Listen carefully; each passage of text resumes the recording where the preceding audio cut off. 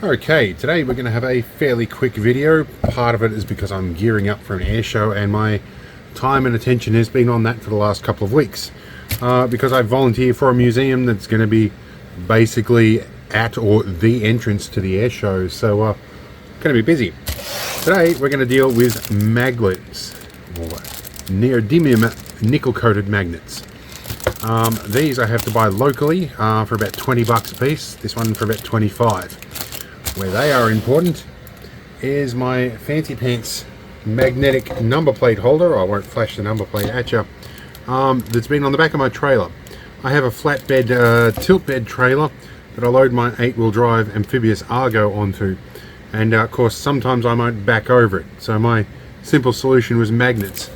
Now these have held out quite well over the years. I did a bit of maneuvering out the bush the other day and bulldozed some stuff with the trailer, and that ended up meaning that it pushed this off. I didn't realize it was halfway down the road and it rattled off and fell on the road.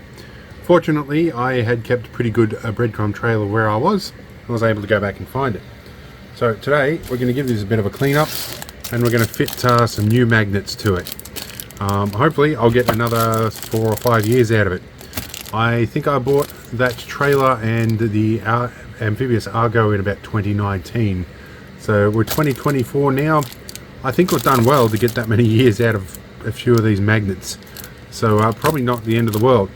That trailer used to have a swinging bracket that used to swing on a little arm, but that eventually vibrated and snapped off. It was a bit of a challenge for the trailer makers, and I said, look, be creative, see if it works.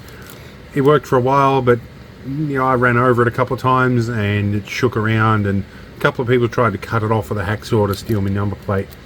So at least this number plate looks like it's bolted down when it's stuck on there. So let's get these on. Okay, so the first thing I'm going to do is try and remove these old magnets and give them a clean up, and I'll put back on the best of them. So these have been put on with self-tapping screws.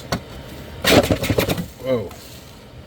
So a little bit.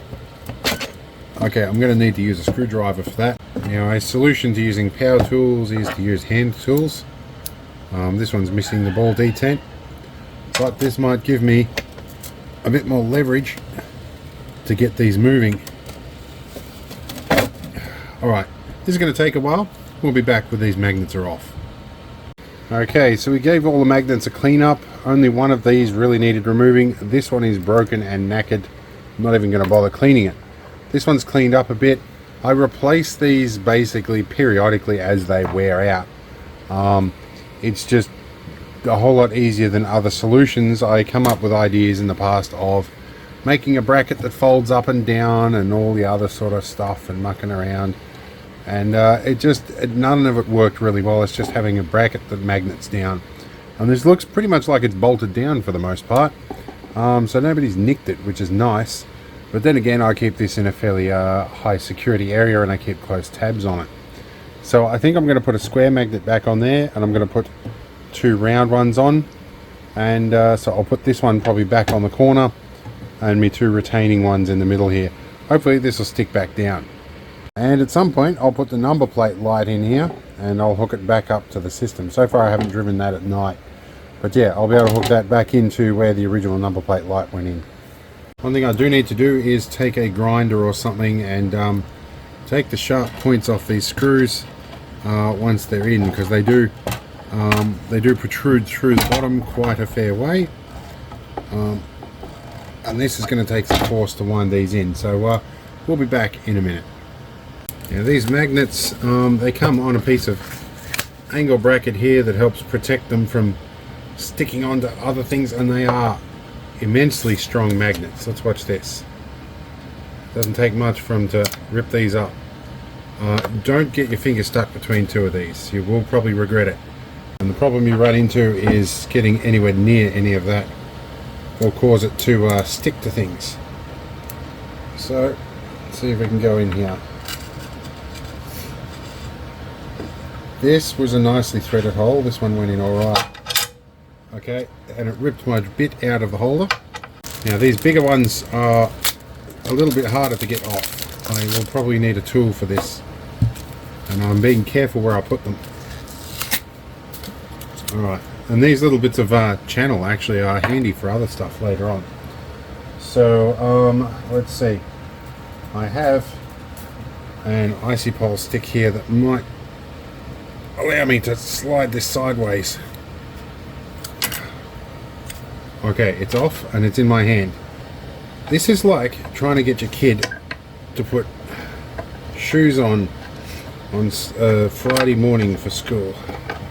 It's just not quite going to happen. And if it does, it's after a lot of swearing. And only after that you realise you had the wrong size shoes. You had the old pair that don't fit anymore. Right. Okay. You can see why the old magnet broke. That didn't record. That actually didn't take much force at all for that to bust off. So that was 25 bucks that disappeared. We'll do that up gently now. That's still going to stay on firmly, but there is also, that's not the entire piece of that magnet. There is another piece of magnet that has flown off into my desk somewhere.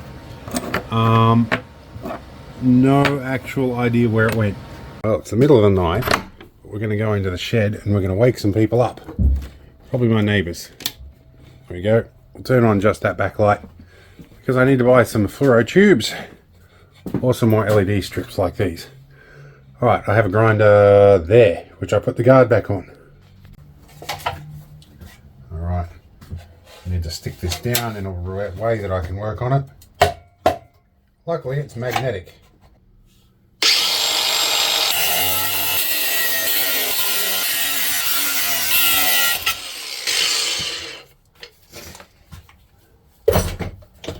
Alright, and all the filings are sticking to them, but it happens. There's going to be plenty more of these stuck down. Alright, so I did work out when I originally designed this that it's plenty enough to have 3 of these magnets is more than enough to hold this down. And I've got 6 on. So this one breaking shouldn't be too much of a problem. But it's certainly, these are quite strong magnets. More than enough to hold a hammer on. They can certainly hold a number plate on. So I think this is going to be good. Hopefully this can tide you over while I'm doing more important stuff. In any case, we'll see you later, and I'll leave you with a clip of me discovering this in the field earlier today. Alright, so I was out in some native bushland over there in an approved campsite. Come through in the afternoon, lost my number plate. So I've been following my GPS track back out of here. We're coming past, and I saw the bracket. My magnetic applied bracket. I need some new magnets for it, but it saved me needing a new number plate. We're happy. Had to cut through some private property and talk to a grader driver and get permission and stuff, but we got her back. Alrighty.